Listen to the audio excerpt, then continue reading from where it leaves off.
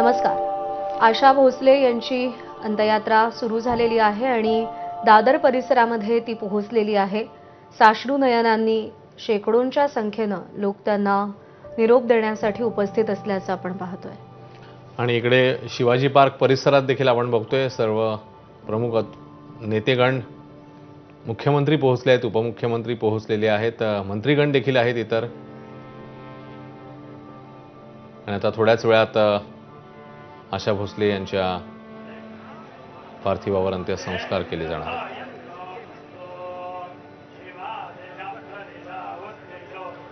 संगीतकार नौशाद यांनी एकदा आशाताईंचं एक गाणं ऐकलं आणि ते गाणं ऐकून ते इतके भावुक झाले की त्यांनी एक वाक्य वापरलं आणि ते वाक्य किती खरं आहे की आशा जी का सूर सदा सुहागन है।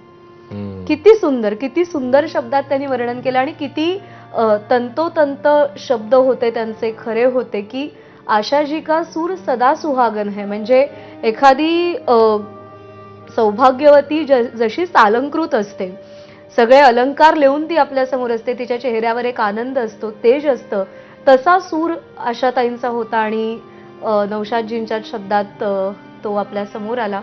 आपण दृश्य पाहतो, एकीकडे दोन्ही उपमुख्यमंत्री आणि मुख्यमंत्री शिवाजी पार्क स्मशानभूमी परिसरात पोहोचलेत।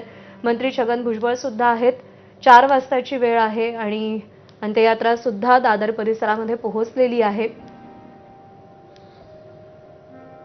आशाताई जरी काळाच्या पडद्याआड गेल्या असल्या तरी त्यांचे सूर चिरंजीव आहेत, चिरंतन आपल्या सोबत आहेत।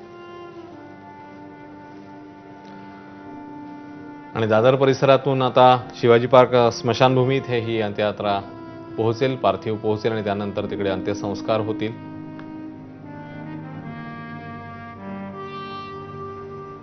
नेतेगण त्यासोबतच काही कलाक्षेत्रातली मंडळी देखील इकडे उपस्थित राहू शकतात आणि थोड्याच वेळात ही अंत्ययात्रा जी आहे ती आता पोहोचणार आहे। प्रसिद्ध संगीतकार राम कदम एकदा आशाताईंबद्दल अश्विन असं बोलले होते की बिस्मिल्लांच्या शहनाईची मिंड जिच्या गळ्यातून ऐकू येते ती आशाताई आहे। म्हणजे किती सात्विक, तेवढाच तो गोलाई असलेला असा सूर होता की ज्याच्यामध्ये गहराई होती, गोलाई होती आणि तेवढीच मादकता होती, मधोशी होती, मधाळपणा होता आणि माधुर्यही होतं। आणि आता ज्येष्ठ गीतकार प्रवीण दवणे सुद्धा आपल्यासोबत आहेत। प्रवीण दवणे सर, आशाताईंना आपण इकडे निरोप देतोय, त्यांची अंत्ययात्रा सुरू आहे एकीकडे, मात्र मनामध्ये नक्कीच एक अस्वस्थता आहे, एक काय म्हणूया आपण, एक अशी भावना आहे की आपलं कोणीतरी आपल्यातनं निघून गेलेलं आहे। माझी खात्री आहे तुमच्या मनातही ती भावना दाटून आलेली असेल। आता काय काय आठवतंय आशा भोसले म्हटल्यावर, काय आठवतंय आपल्याला प्रवीण दवणे सर? आशाताई म्हटल्यावर माझ्या मनात असं येते की एक मूर्तिमंत चैतन्य आहे आणि ते चैतन्य कुठेतरी आपल्यातून दूर चाललंय, ही माझी भावना आहे। कारण